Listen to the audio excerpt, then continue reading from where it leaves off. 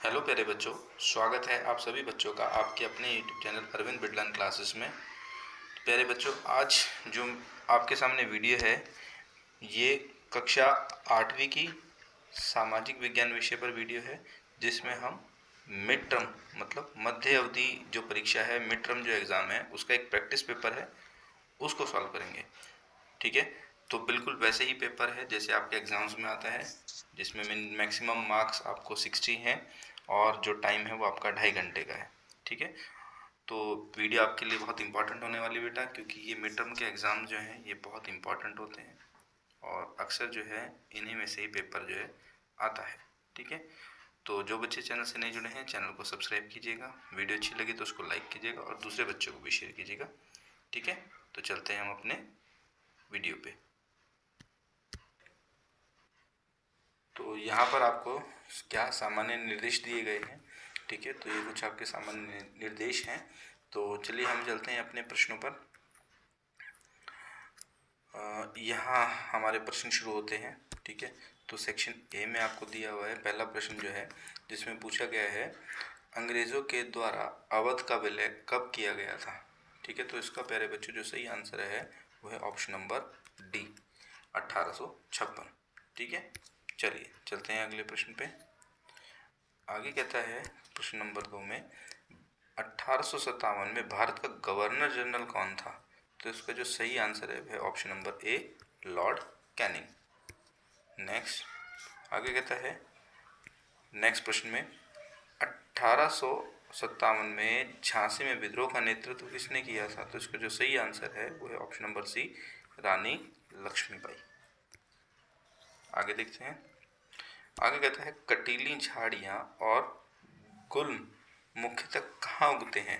तो इसका जो सही आंसर है ऑप्शन ए है, कम वर्षा वाले शुष्क प्रदेश, वहाँ पर कटीली झाड़ियाँ पाई जाती है। नेक्स्ट कहता है निम्नलिखित में से किसे पर्यावरण का महत्वपूर्ण शोधक समझा जाता है। तो इसका जो सही आंसर है प्यारे बच्चों वो है ऑप्शन नंबर ए, गिद्ध। गिद्ध को जो है पर्यावरण का शोधक समझा जाता है। नेक्स्ट आगे कहता है प्रश्न नंबर 6 में भारतीय संसद के कौन कौन से भाग होते हैं। तो भारतीय संसद के भाग कौन से हैं, या हम बोल सकते हैं कि संसद के अंग कौन से हैं। ठीक है, अगर हम भाग बोले या अंग बोले तो बात एक ही है। तो देखिए, अगर हम अंग या भाग की बात करते हैं तो संसद के 3 अंग होते हैं, जिसमें लोकसभा है, राज्यसभा है और राष्ट्रपति है। ये तीनों ही संसद के अंग होते हैं। ठीक है, तो इसका जो सही जवाब है वो है ऑप्शन नंबर डी। ठीक है, ऑप्शन डी। नेक्स्ट आगे क्वेश्चन दिया हुआ है क्वेश्चन नंबर 7, इसमें हमें सही या गलत बताना है। ठीक है, हमें स्टेटमेंट दे रखी है तो हमें देखना है स्टेटमेंट को पढ़ के क्या वो सही है या गलत है। तो कहता है राष्ट्रपति राज्यसभा में 20 सदस्यों को मनोनीत करते हैं।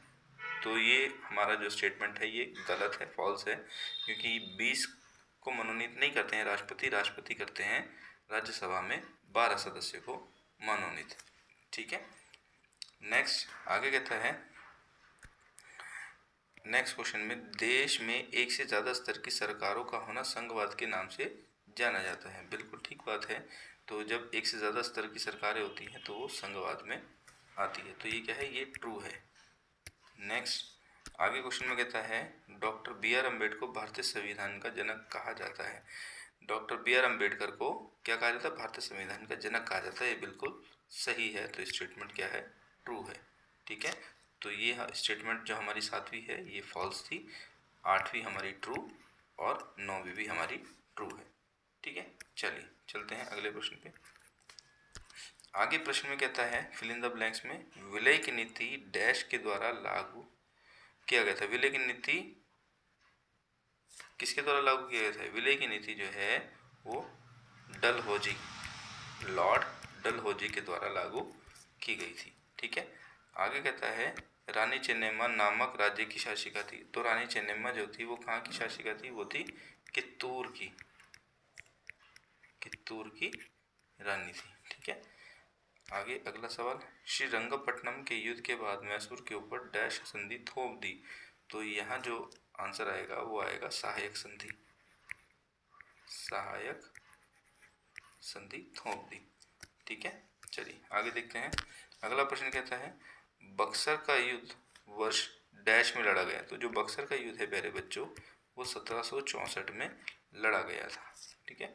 अथवा प्लासी का युद्ध वर्ष डैश में लड़ा गया। जो प्लासी का युद्ध था ये 1757 को लड़ा गया। और ये दोनों ही लड़ाइयाँ किसके साथ होती है? अंग्रेज़ों के साथ होती है, ठीक है। अंग्रेज़ और भारतीय राजाओं की आपस में लड़ाई होती है, बक्सर के प्लासी की लड़ाई, जिसमें अंग्रेज़ क्या होते हैं? जीत जाते हैं और भारतीय राजा हार जाते हैं, ठीक है। चलिए आगे चलते हैं। देखिए यहाँ हमारा सेक्शन शुरू होता है, सेक्शन बी। इसमें शॉर्ट आंसर टाइप क्वेश्चंस हैं। तो चलिए देखते हैं इनको। कहता है किसी देश में संविधान की आवश्यकता क्यों पड़ती है, ठीक है। संविधान की आवश्यकता क्यों पड़ती है? तो चलिए इसके आंसर को देखते हैं। तो यहाँ देखिए, यहाँ इसका उत्तर है, क्या कहते हैं, जिन देशों के पास संविधान होते हैं वे सभी लोकतांत्रिक देश होंगे। संविधान हमारे कई उद्देश्यों की पूर्ति करता है। यह दस्तावेज उन आदर्शों को सूत्रबद्ध करता है जिनके आधार पर नागरिक अपने देश को अपना इच्छा और सपनों के अनुसार रच सकते हैं। यानी संविधान बताता है कि हमारे समाज का मूलभूत स्वरूप क्या है, ठीक है। देश के भीतर और आमतौर पर कई समुदाय रहते हैं और इनके बीच कई बात जो है वो समान होती है, ठीक है। तो ये किसका आंसर हो गया? ये हो गया आपका क्वेश्चन नंबर 10, ठीक है। संविधान जो है वो क्यों ज़रूरी है, ठीक है। तो एक लोकतांत्रिक देश में संविधान ज़रूरी है ताकि वहाँ पर नियम से और कानून से जो है, नियम और कानून से सरकार को या देश को चलाया जा सके, ठीक है। चलिए चलते हैं अगले प्रश्न पे। तो ये जो आंसर है हमारा, ये है हमारा उत्तर 2, ठीक है। ये हमारा दूसरे का उत्तर है, ठीक है बच्चों। चलिए चलते हैं अगले प्रश्न पे।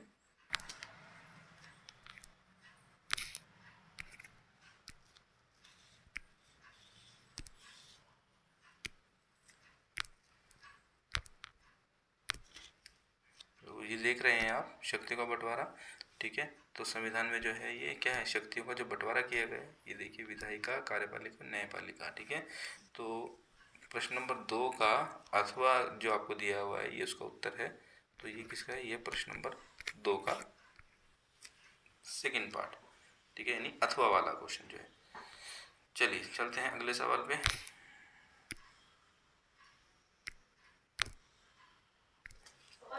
आगे प्रश्न है प्रश्न नंबर 3। सरकार को नियंत्रण, मार्गदर्शन और जानकारी देने में भारतीय संसद की भूमिका महत्वपूर्ण है, ठीक है। तो देखें इसके उत्तर को। आगे प्रश्न है प्रश्न नंबर 3। कहते सरकार को नियंत्रित करने, मार्गदर्शन देने और जानकारी देने में भारतीय संसद की भूमिका महत्वपूर्ण, टिप्पणी कीजिए। तो देखते हैं इसके आंसर को, चलते हैं इसके आंसर। तो यहाँ देखिए ये इसका आंसर है, ठीक है।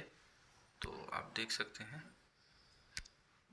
ये देखिए यहाँ से यहाँ तक, ठीक है, ये इसका आंसर है और ये है हमारा उत्तर नंबर 3, ठीक है। चलिए चलते हैं अगले प्रश्न पर। आगे प्रश्न नंबर 4 में कहता है भूमि संसाधन के संरक्षण के तीन उपायों का उल्लेख कीजिए। तो यहाँ भूमि संरक्षण के उपाय बताने हमें, देखते हैं इसके उत्तर को। तो यहाँ आप देख रहे हैं भूमि संरक्षण के उपाय, ठीक है।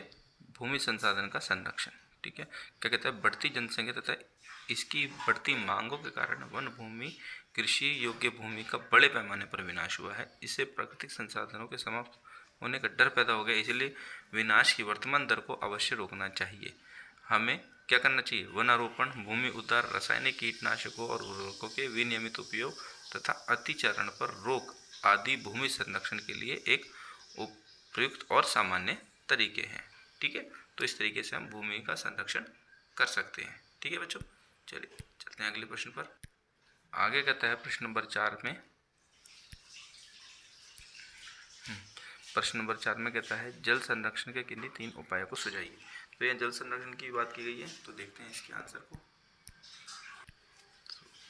ये देख रहे हैं आप, जल संरक्षण का संरक्षण, संसाधनों का संरक्षण है, ठीक है। क्योंकि जल क्या है? एक नवीकरणीय संसाधन है और इसका अति उपयोग और प्रदूषण इसके उपयोग के लिए जो है इसे क्या कर देता है? अनुपयुक्त बना देता है, ठीक है। तो यहाँ आप देख पा रहे हैं सब, यहाँ से लेकर यहाँ तक जो है ये जल संरक्षण के उपायों के बारे में विस्तृत रूप से चर्चा की गई है, ठीक है, ठीक है बच्चों। तो ये है आपका उत्तर नंबर 4। चलिए चलते हैं अगले प्रश्न पे। आगे कहता है प्रश्न नंबर 5 में वन्य जीवन पर एक संक्षिप्त नोट लिखिए। तो हमें वन्य जीवन पर एक नोट लिखना है। देखते हैं इसके आंसर को। तो यहाँ आप देख पा रहे हैं, ठीक है, ये क्या है, यहाँ से लेकर यहाँ तक ये है हमारा उत्तर नंबर 5, ठीक है। क्या है ये? उत्तर नंबर हमारा 5 है, ठीक है। चलिए चलते हैं अगले प्रश्न पे। अगला प्रश्न है प्रश्न नंबर 6। 1857 की बगावत के बाद अंग्रेजों ने कौन कौन से प्रमुख जो है वो बदलाव किए। तो देखते हैं इसके आंसर को। तो ये आप देख रहे हैं, ये बदलाव हैं जो अंग्रेज़ों ने किए थे 1857 के विद्रोह के बाद, ठीक है। ये आप देख सकते हैं, आप इनको पढ़ सकते हैं। ये पहला है, ये दूसरा है, तीसरा है, चौथा है, पांचवा, छठा, इस तरीके से 6 बदलाव हैं। तो ये है आपका प्रश्न का उत्तर, ठीक है। चलिए चलते हैं अगले प्रश्न पे। अगला प्रश्न है, कहता 1857 की बगावत के प्रमुख कारण कौन कौन से थे। देखिए इसके कारण जो थे बेटा वो कई सारे थे। तो जिसमें हम सामाजिक कारण बोल सकते हैं। 1857 क्रांति के सामाजिक कारण, कुछ है धार्मिक कारण, ठीक है, कुछ है आर्थिक कारण, कुछ है सैनिक कारण, ठीक है, और कुछ है तात्कालिक कारण। ये जितने भी कारण हैं ये सब 1857 क्रांति के हैं, जिसमें सामाजिक प्रथा पर जो अंग्रेज़ों ने रोक लगाई थी वो भी है, ठीक है। अंग्रेज़ों ने जो एनफील्ड राइफल भारतीय सैनिकों को दी थी वो भी है। वो तो एक तात्कालिक कारण हो गया। सैनिकों को प्रशिक्षण के लिए जो है समुद्र पार भेजा जाता था, वो भी एक कारण है। और देश के जो किसान हैं उनको कर्ज के बोझ से अंग्रेज़ों ने दबा दिया था, तो ये भी एक कारण है। तो इस तरीके से आप देख सकते हैं ये 1857 क्रांति के कारण है, ठीक है। सामाजिक कारण, धार्मिक कारण, आर्थिक कारण, सैन्य कारण और तात्कालिक कारण जो गाय और सुअर की चर्बी अंग्रेज़ों ने रॉयल एनफील्ड राइफल की बंदूक में लगाई थी, और जिसकी वजह से हिंदू और मुस्लिम्स जो अंग्रेज़ों की सेना में सिपाही थे उन्होंने बगावत कर दी, ठीक है। चलिए उम्मीद करता हूँ आपको समझ में आ रहा होगा बेटा। जो बच्चे चैनल से नहीं जुड़े हैं चैनल को सब्सक्राइब जरूर कीजिए। चलिए आगे देखते हैं अगले प्रश्न पे क्या कहता है। आगे प्रश्न में कहता है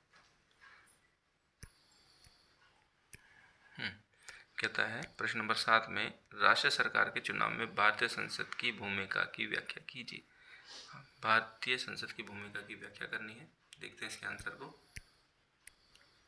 तो यहाँ देख रहे हैं आप उत्तर। तो ये सारा जो है ये आपका राष्ट्र सरकार का चुनाव करने के जो है आंसर दिए गए हैं, ठीक है। तो यहाँ से आप देख सकते हैं ये सारा आपको जो है आंसर दिया हुआ है, ठीक है। कहाँ तक? यहाँ तक। चलिए ठीक है बच्चों, चलिए चलते हैं अगले प्रश्न पे। आगे है अगला प्रश्न। ये जो हमें प्रश्न दिए गए हैं यहाँ से शुरू होता है हमारा सेक्शन डी, ठीक है। तो यहाँ हमें प्रश्न नंबर 8 में एक अनुच्छेद दिया है जिसको पढ़कर हमें इसके क्वेश्चंस के आंसर देने हैं। तो चलिए शुरू करते हैं। तो यहाँ पर देखिए हमें एक अनुच्छेद दिया हुआ है, तो हम सीधे इसके प्रश्न पे चलते हैं। ये सारा हमें अनुच्छेद दिया गया है। तो पहला प्रश्न जो कहता है कि मृदा संरक्षण के लिए मुख्य खतरा क्या है। मृदा संरक्षण के लिए जो मुख्य खतरा है प्यारे बच्चों वो क्या है? ऑप्शन नंबर सी, मृदा का अपरदन। नेक्स्ट आगे कहता है अगला सवाल है, निम्नलिखित में से कौन सा मुद्रा निम्नीकरण का सहायक कारक नहीं है। मृदा निम्नीकरण का कौन सा सहायक कारक नहीं है? ये है ऑप्शन नंबर क्या है? ऑप्शन नंबर डी है, ठीक है। आगे कहता है मृदा निम्नीकरण में सहायक कारक क्या है। मृदा निम्नीकरण में सहायक कारक जो है ये देखिए मानवीय कारक और प्रकृति कारक, ये दोनों ही इस मृदा निम्नीकरण के सहायक है। तो इसका जो ऑप्शन आंसर है वो ऑप्शन नंबर सी। नेक्स्ट आगे कहता है ये देखिए यहाँ में एक पैराग्राफ दिया है, तो सीधा हम इसके क्वेश्चंस पे चलते हैं। तो पहला क्वेश्चन में कहता है अलीवर्दी खां की मृत्यु के बाद बंगाल का नवाब कौन बनता है। तो बंगाल का नवाब जो है अलीवर्दी खां की मृत्यु के बाद वो बनता है सिराजुद्दौला, ऑप्शन नंबर बी। आगे कहता है नेक्स्ट बंगाल में कठपुतली शासक कौन चाहता था। बंगाल में कठपुतली शासक कौन चाहता था? तो ये चाहती थी option number A, company. Next आगे कहता है 9.3 में किलेबंदी रोकने और राजस्व चुकाने का हुक्म कंपनी को किसने दिया। किलेबंदी रोकने और राजस्व चुकाने का हुक्म कंपनी को किसने दिया। तो इसका जो सही आंसर है प्यारे बच्चों है ऑप्शन नंबर बी, सिराजुद्दौला, ठीक है, सिराजुद्दौला ने हुक्म दिया। चलिए चलते हैं आगे देखते हैं। नेक्स्ट है प्रश्न नंबर 10। तो देखिए यहाँ पर हमें एक राजनीतिक पार्टी और उनकी सीटों की संख्या दी गई है। तो सीधा हम प्रश्न पे चलते हैं। आगे देखिए, कहते हैं विधानसभा की सबसे बड़ी पार्टी कौन सी है। तो इसका जो सही आंसर है प्यारे बच्चों वो है क्या, इसका जो सही आंसर है वह है ऑप्शन नंबर, ये देखिए, क्षेत्रीय विकास पार्टी, है ना। तो सबसे बड़ी पार्टी है क्षेत्रीय विकास पार्टी। तो इसका जो सही आंसर है क्या है, वह ऑप्शन नंबर सी, क्षेत्रीय विकास पार्टी, ठीक है। आगे कहता है कि सरकार के गठन के लिए बहुमत की संख्या कितनी होनी चाहिए, ठीक है। तो जैसे मैंने बताया आपको, इस 10.1 का विधानसभा की सबसे बड़ी पार्टी कौन सी है, ऑप्शन नंबर सी है ये, क्षेत्रीय विकास पार्टी, ठीक है। आगे कहता है 10.2 में सरकार के गठन के लिए बहुमत की संख्या कितनी है। तो देखिए टोटल नंबर ऑफ सीट्स कितनी है यहाँ पे, टोटल नंबर ऑफ सीट्स जो है यहाँ पे 285 है, ठीक है, 285 है। तो इस 285 का अगर हम 1/3 करते हैं तो कितना हो जाएगा, 3 नियम 27 और 3 पंजे 15, 95। मतलब इतनी सीट्स जो है वो बहुमत के लिए होनी चाहिए। तो इसका जो आंसर है वह क्या है, वह है ऑप्शन नंबर डी, 95। नेक्स्ट देखिए, कहता है निर्दलीय कौन होते हैं, निर्दलीय कौन होते हैं, ऑप्शन नंबर सी, वे किसी राजनीतिक पार्टी के भाग नहीं होते, ऑप्शन नंबर सी। चलिए आगे देखते हैं। आगे है प्रश्न नंबर 11। यहाँ भी एक अनुच्छेद दिया गया है, कहता है कर्क रेखा भारत के किस कर्क रेखा जो है वो किस महाद्वीप से होके गुजरती है। तो कौन सा महाद्वीप है, वह है अफ्रीका महाद्वीप, ऑप्शन नंबर ए, जहाँ से कर्क रेखा गुजरती है।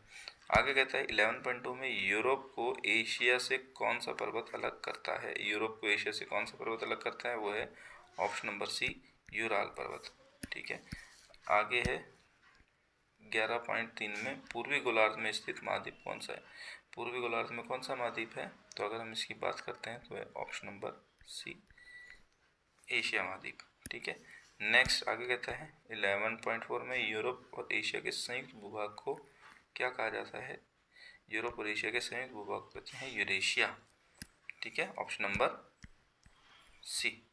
चलिए आगे देखते हैं। आगे देखिए यहाँ हमारा सेक्शन नंबर डी शुरू हो जाता है, जिसमें आपको मैप बेस्ड क्वेश्चन है। तो ये आपको किन्हीं चारों को जो है मानचित्र में दिखाना, और ये 1857 की बगावत से जुड़े केंद्र हैं। तो देखिए जैसे दिल्ली है, झांसी, बरेली, फैजाबाद, कानपुर, ये सारी चीज़ें आपकी कहाँ पर है, यूपी में है, ठीक है। तो देखते हैं इसके आंसर को, चलते हैं। तो ये आप देख रहे हैं मेरे बच्चों। तो अगर हम दिल्ली से कहते हैं दिल्ली कहाँ है, तो देखिए ये हमारी दिल्ली है, ये दिल्ली हो गया, ठीक है, ये दिल्ली है। इसके अलावा और यहाँ मेरठ, ठीक है, इधर कानपुर, ये यहाँ झांसी, ठीक है, झांसी।